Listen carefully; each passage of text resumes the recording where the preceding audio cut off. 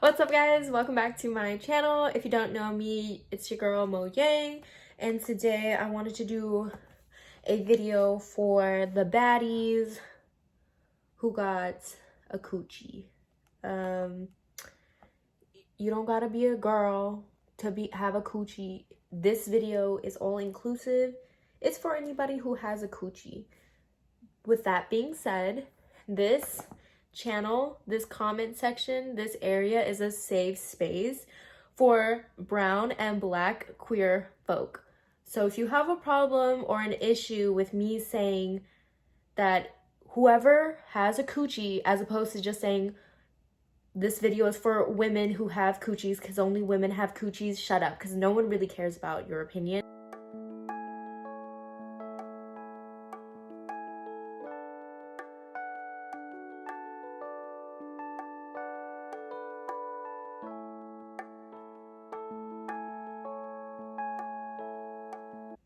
But anyways, this is for my babies with coochies. So I wanted to go over this because a couple days ago I had asked on my Instagram for a couple of questions for a girl talk, and I've noticed that I got a couple more questions that kind of pertain to the little coochie area.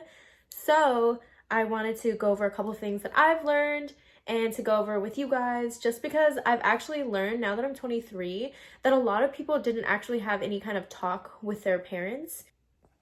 So I was really fortunate enough to have really open parents when it comes to body stuff and puberty and things like that. So my stepmom actually went over everything with me. She gave me the talk. My dad, I don't really talk about anything like that with him, so that. And then there's my mom, who is super open about everything and stuff, so I don't really get scared to ask her about anything. But when I was growing up, my stepmom was basically in charge of, teaching me how to take care of myself and everything down there. So let's go over the obvious. Everyone has hair down there. You're human, you have hair, you produce hair. And I want us to kind of get rid of the stigma that it has to be clean shaven for our sexual partners to be fine with it. Because first of all, if they don't really like hair down there, they're childish. So you should probably be having sex with somebody else who's more mature. Second of all, I personally, this is a little bit of information from my life. I personally don't shave it all of it, just because I want to still feel like a woman as opposed to a little girl. I know a lot of people don't really prefer hair down there, which is definitely fine.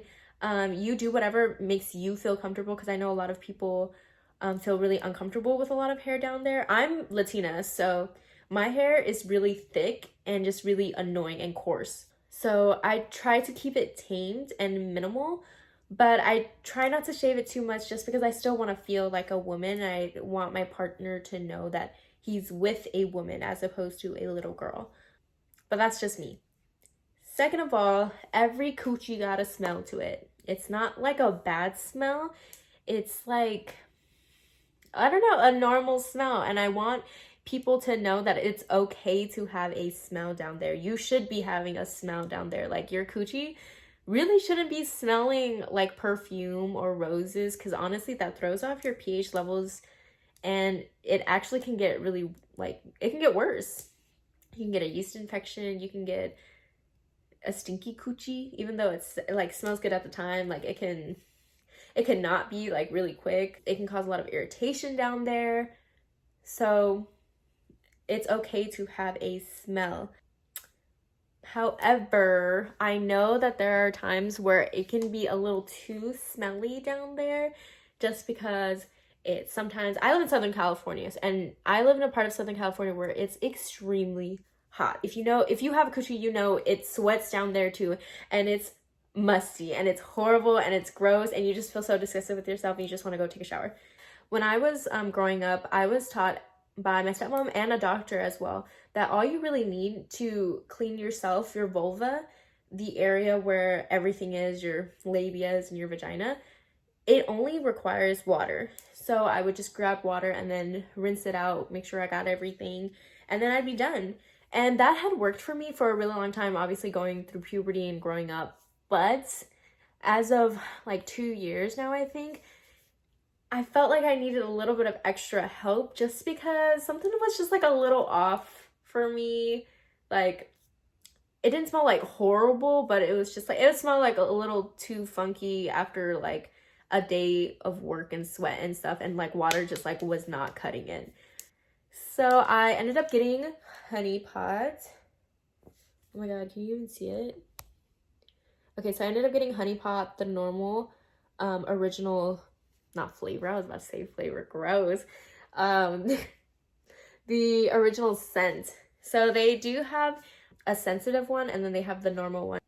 If you know that your body is prone to being very sensitive to new things and different chemicals or stuff like that, I would suggest getting the sensitive one. But if you think your body can handle it and it's not really too sensitive, get this. I thought I'd be too sensitive, but actually this was perfectly fine. So this is a plant-based feminine care, and it's 100% natural. It has a pH of 3.5 and 4.5.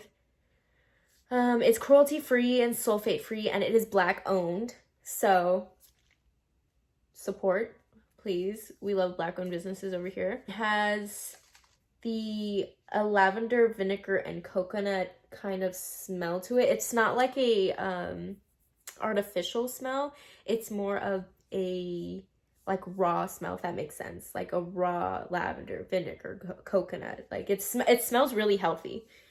So I started using this, and it has changed my life. Like, I really recommend it. I don't have a stinky coochie.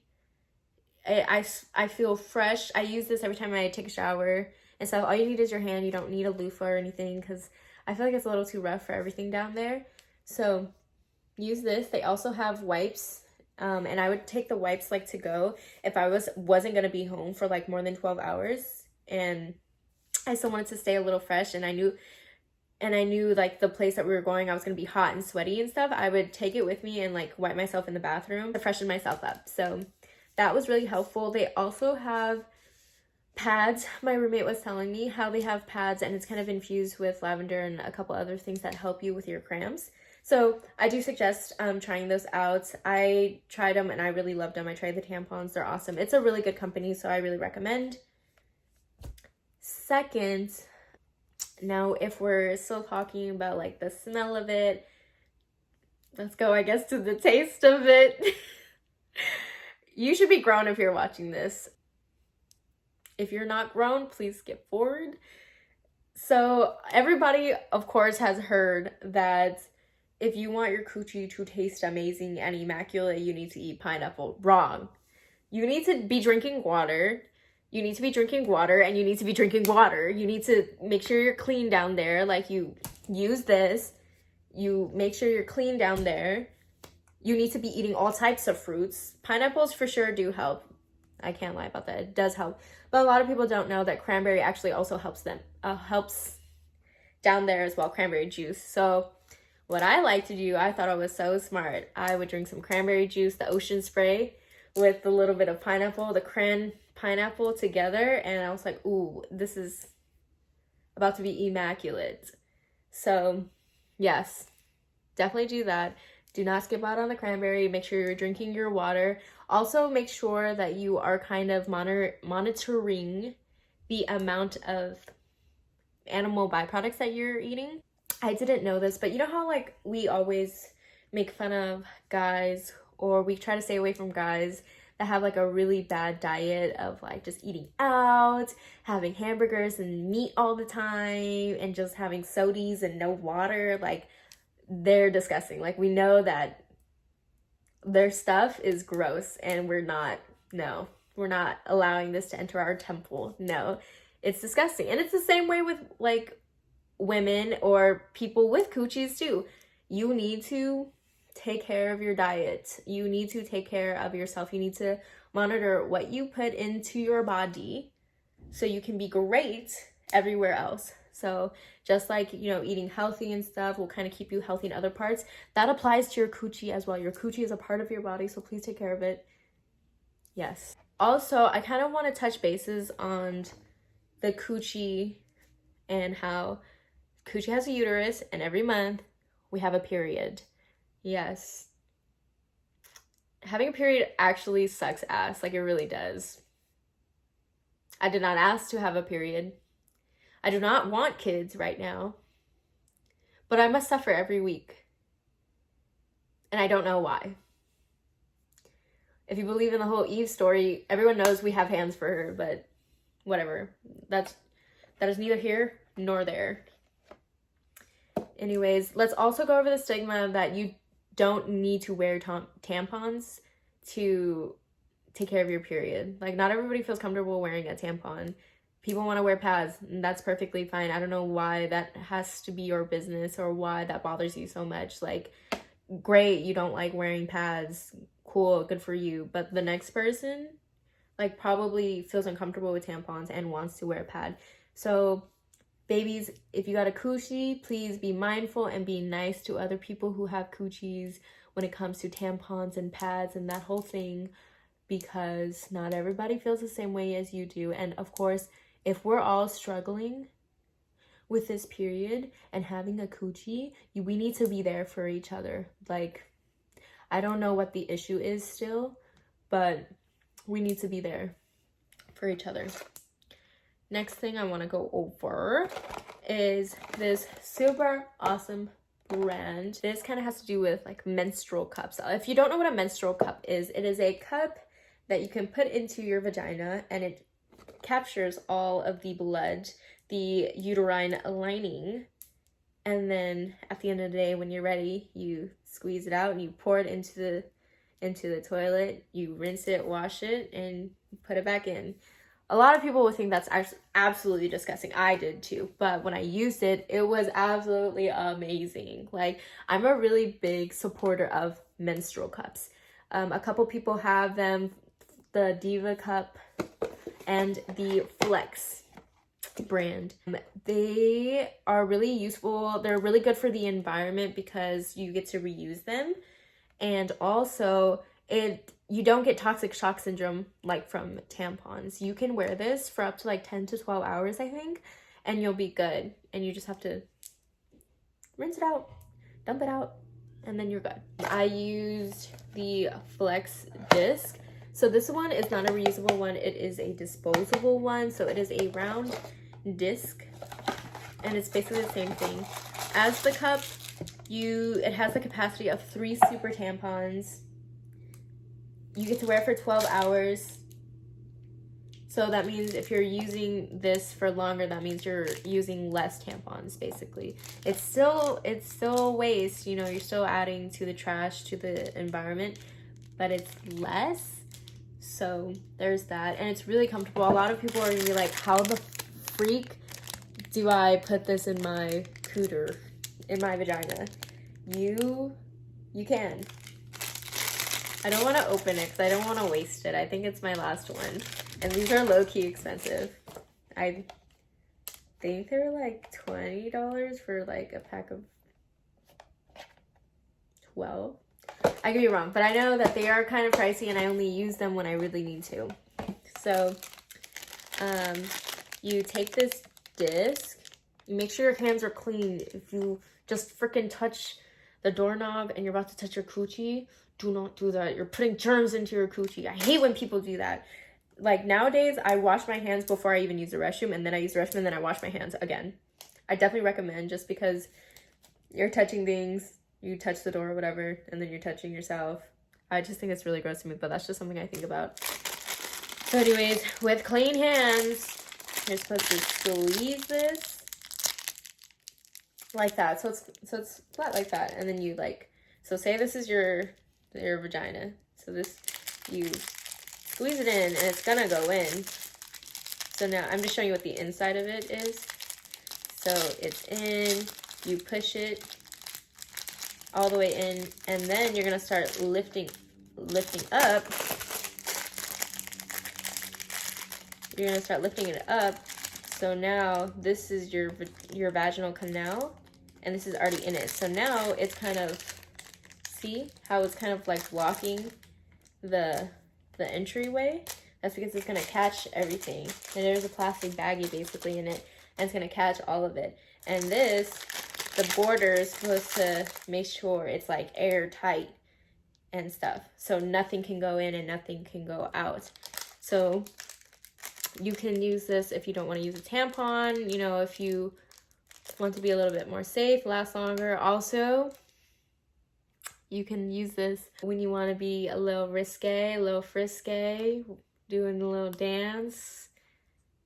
If you're gonna have sex, use this on your period. If you're not into messy sex, I don't really know about your guys' love life, sex life, kink life. I don't really care to know, but I'm just letting you know, if you still want to have sex on your period, but you don't want the mess that comes with it, this works. I'm telling you, this works. On my heaviest day, I used it, and not a drop of blood on me, on my bed, on my partner. Nada. So I definitely recommend, because it works. And a lot of you are gonna be like, how the fuck do I get this out? I swear to you, the first time I used this, I was so scared. I had to call my coworker, because my coworker was the one that told me about it. She worked at my old job, and she was telling me about it, and I was like, oh, okay, like maybe I'll get it. So I finally got it. When it was time to take it out, I freaked out. So I FaceTimed her, and we don't really talk on a day-to-day basis at all. So me calling her and her answering was actually like a blessing, because I have no idea what I was going to do, because I could not get it out. No matter how many like fingers I got in there and tried to get it, it wouldn't come out, and I was freaking out. Like, what do I do? It's going to be stuck in me. I don't want to go to the ER for this. This is so embarrassing. Like, there's so many other like important things that people go to the ER for, and like, this is just not it. So I called, she answered, and she's like, it's okay. You just need to calm down. You need to breathe. Just chill out for a second. Just sit on your toilet and just like chill out for a second. So I like breathed. I sat on the toilet, and I was just like, okay. So she's like, okay, so now you're going to reach down. At the same time you're going to reach down, you're going to slightly like try to push. And then it popped out. And you kind of have to be careful. You can't just like fling it out, because all the blood is going to get everywhere in the bathroom. So you try to like take it out over the toilet, and then you do it. And then you kind of dispose of it like a pad. I wrap it up, and then I put it in the trash. But yes, that is what this does, and it's pretty cool. It's called a menstrual disc. I definitely recommend. Another thing to add on to keeping your coochie all good and gravy is to kind of limit the amount of tight clothes that you wear. Obviously, we want to look good. We want to, you know, wear the tightest thing to frame our bodies or whatever. That's good and all, but at the end of the night, when you take off all your clothes, allow your coochie to breathe. I don't wear underwear to bed, because I like to let it breathe. Except for if I'm on my period, I'm going to wear underwear. I just am.